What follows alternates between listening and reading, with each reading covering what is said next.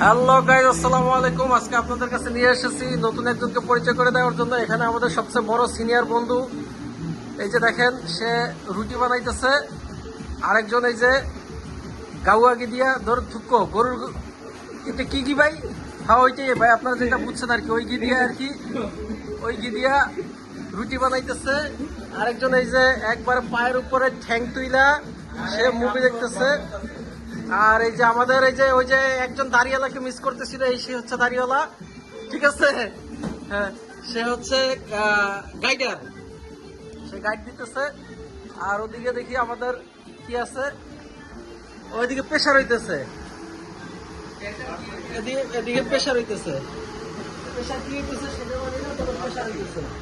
ওই ওই ওই ওই সেই হ্যাঁ ওই সেই ওয়াও আরে দেখেন কি করতেছে ওয়াও।